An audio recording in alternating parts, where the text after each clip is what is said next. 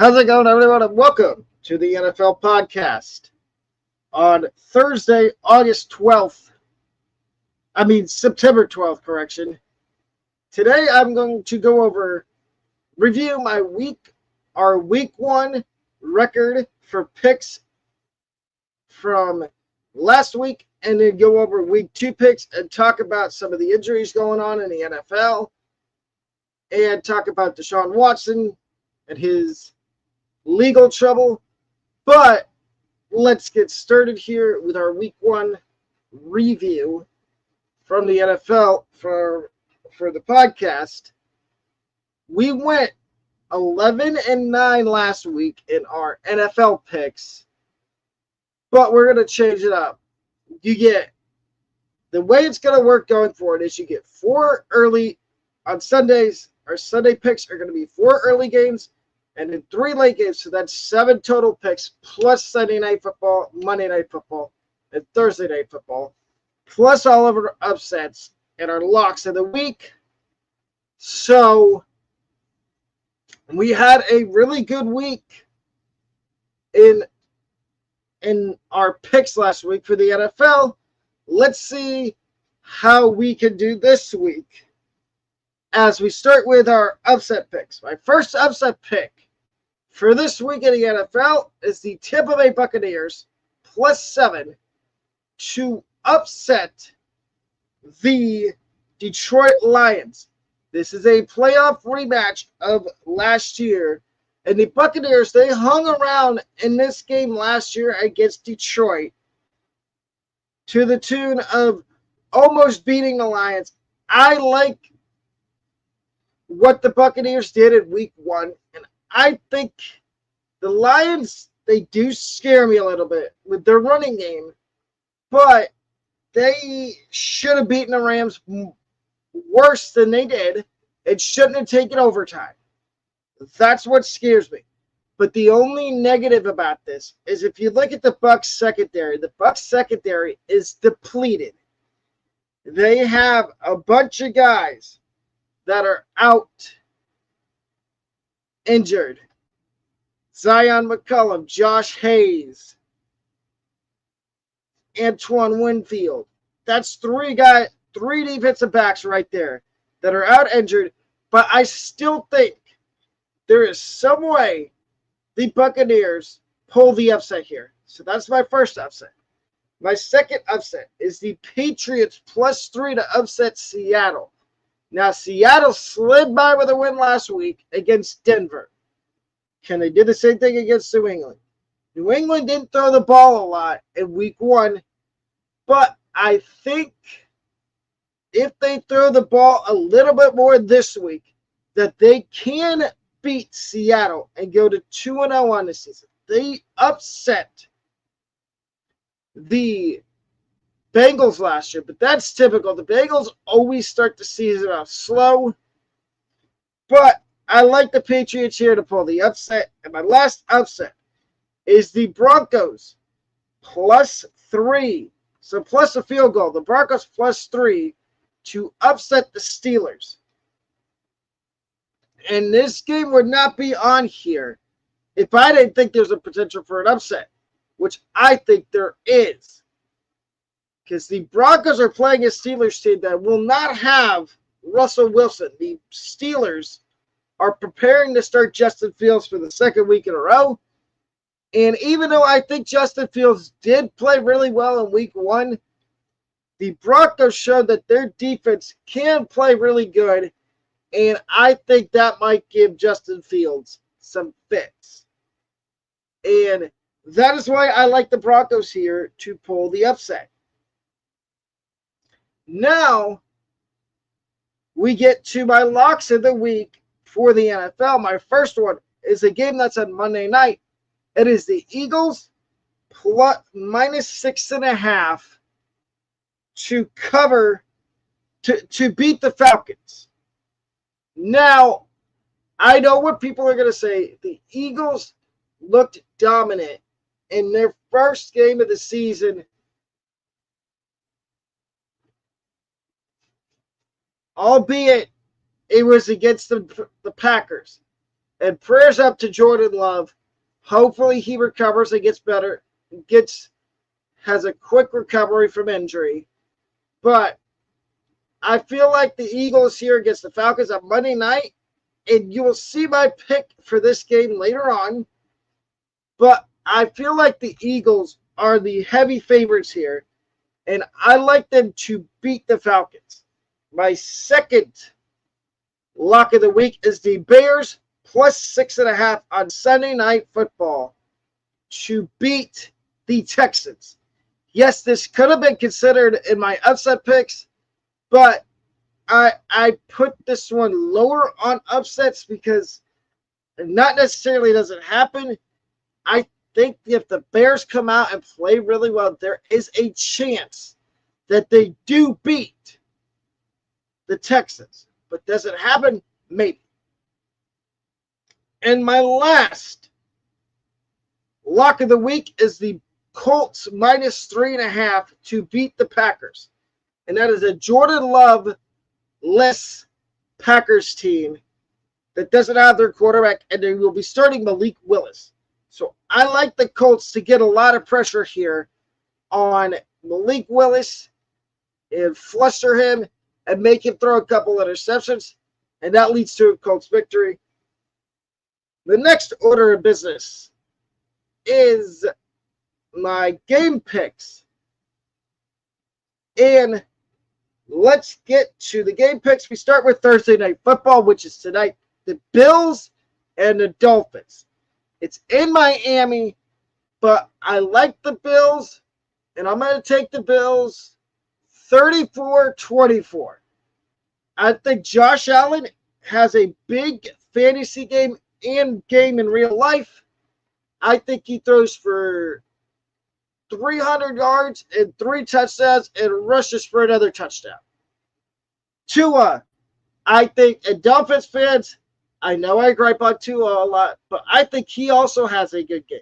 I think Tua throws for 290 and 2 touchdowns with also a rushing touchdown to go along with it. And the Bills end up winning. Now we get to the early slate on Sunday, the Raiders and the Ravens. I'm sorry, Raiders fans, I would not show up to Baltimore. Y'all are going to get beat really bad by Baltimore. They are not happy about losing on opening night last Thursday to Kansas City. Give me the Ravens 40-10. Yes, I said it 40-10. I think Lamar has a big game. I think Mark Andrews has a bounce back game. And I think Zay Flowers and Rashad Bateman both have a touchdown each in this game. The next one is the Saints and the Cowboys. Now, I had the Panthers upsetting the Saints last week. I think that magic runs out for New Orleans this week. They go to Dallas. I think the Cowboys are going to win this game. Actually, I'm very confident in the Cowboys winning this game at home, 35-21. I think Dak has a big game. I think CeeDee Lamb has a big game. And then I think the running backs get 60, 70 yards rushing and a touchdown each from Dowdle and Zeke. And the final score is Cowboys 35, Saints 21. Now we get to the Buccaneers and Lions. Like I said earlier, you saw who my upset pick was. I think the Buccaneers find a way to win this game. Maybe a low-scoring defensive battle to start, but then we get the fireworks, and all bets are off. I think the Buccaneers will win this game 45-42 on a game-winning field goal from Chase McLaughlin. And Baker has another big game. He goes for another 4 touchdown game, 300 yards passing. Evans has 2 more touchdowns. Godwin has a touchdown. Jalen McMillan maybe has a touchdown. Rachaad White has a touchdown. Bucky Irving has a touchdown. The defense picks off Jared Goff 2 or 3 times. And then the last early window game is the Jets and Titans. And I think I was puzzled at who to take in this game, but I decided to go with the Jets. I think the Jets bounced back. They had a horrible week 1 in San Fran. They got boat raced by the 49ers. And I think that the Jets are going to win this game 35-21. Sunday, the late window / Sunday night football. So we're going to start Rams and Cardinals. Give me the Rams. As much as I wanted to take the Cardinals, give me LA, give me the Rams. And I think they win this game 35-14 against the Cardinals. Cardinals are kind of still in that rebuilding phase. Next, we've got the Bengals and the Chiefs. This is the game of the week. The NFL podcast game of the week. I think the Bengals somehow beat Kansas City. And if I'm wrong, come back to this video and clown me in the comment section. I will take all that grief and say I was wrong. But I think the Bengals somehow win this game 35-28 with a last-second touchdown from Joe Burrow to Jamar Chase. Then we got the Broncos and Steelers. Give me the Broncos. I think this is going to be another game that's kind of low scoring for a little bit. But I think it ends up being 35-30 Denver. Bo Nix has a coming out party this week and throws for 300 yards against that Steelers defense and 3 touchdowns. And then the Sunday night game, you got the Bears and the Texans. Now, call me crazy, but I think the Bears beat the Texans 35-28. Both quarterbacks have a really good game. No turnovers. Just a really good all-around game for both QBs. And the Bears won it 35-28. And then you got the Falcons and Eagles on Monday Night Football. And I am taking the Eagles in a laugher. I think the Eagles make an example out of the Falcons here. And they put up 40 points, and they only give up maybe 10, which is a touchdown and a field goal for Atlanta. And the Eagles put up 40. Now, let's get to some injuries going on around the NFL. The first one is Rams wide receiver Puka Nacua, who was placed on the IR yesterday with an injury. And he's going to miss the next 4 games. And it sounds like it's going to be a mixture of Demarcus Robinson and 6th-round rookie out of Texas, Jordan Whittington,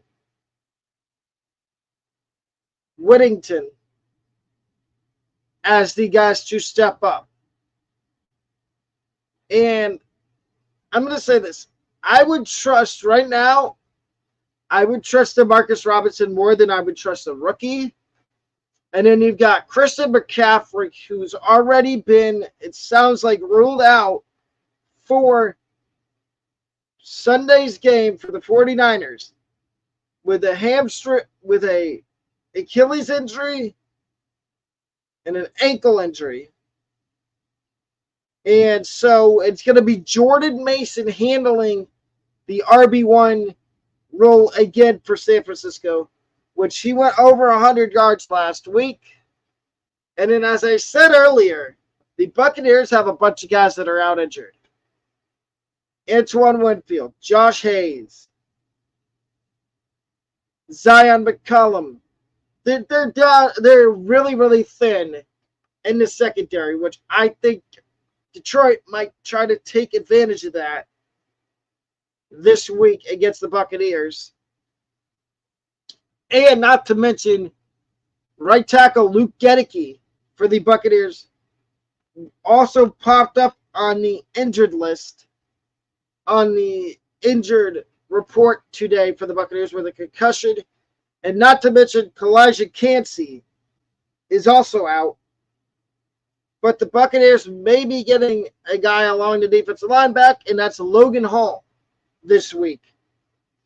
So, and also Russell Wilson is heavily leaning towards not being available for the second straight week for Pittsburgh, which puts Justin Fields in line to start for the second straight week for the Steelers, as well as Jordan Love being out. But the Packers, and this is interesting to me, the Packers have not put Jordan Love on IR yet, which means they think he might be back in less than 4 weeks. But while he's out, it'll be Malik Willis starting at quarterback for the Packers. And the last thing I want to talk about is Deshaun Watson. He's in the news again for the same reason he was in the news a couple off seasons ago. The masseuse parlor. Another one of the masseuses. And this is new. And apparently it's the same attorney that handled all the other ones. They now have video of Deshaun Watson doing stuff that he wasn't supposed to. And there has been a new lawsuit put against Deshaun Watson. And I've said this, I don't know how many times, but if he's found guilty again, why is he still in the NFL? He does not deserve to be playing in the NFL if he's going to be involved with stuff that he's not supposed to be doing. Roger Goodell, wake up. This is a bad look on the NFL. Deshaun Watson, I don't care that he's getting paid $250 million guaranteed.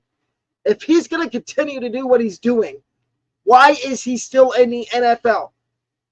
Tell him he's banned for life. He should have been suspended a whole year when he did it the first time. But no, you only gave him 11 games and told him he had to go to counseling and took away the money he got because you thought he learned. He obviously didn't learn about what he did. And now, ladies and gentlemen, sorry about that little rant, but if you haven't already, you feel like you've gotten some knowledge or worth out of this video, please subscribe and turn on notifications so you don't miss another upload. And I guarantee you, you're going to like the content you see on this channel. As well, it is free to become an MVP for college football and the NFL for the Fourth and Long podcast and the NFL podcast. All you have to simply do is subscribe to this YouTube channel, and you get upset picks for college football and the NFL, picks against the spread for college football, my locks of the week for the NFL, my rankings for college football, which I will be starting to make videos on every Monday, along with game picks and upset picks for that coming week of college football. But that does it for the podcast this afternoon. I will see y'all back here at 6 o'clock with my co-host Bradley for a new episode of the Fourth and Long podcast. Have a lovely rest of your day. Peace!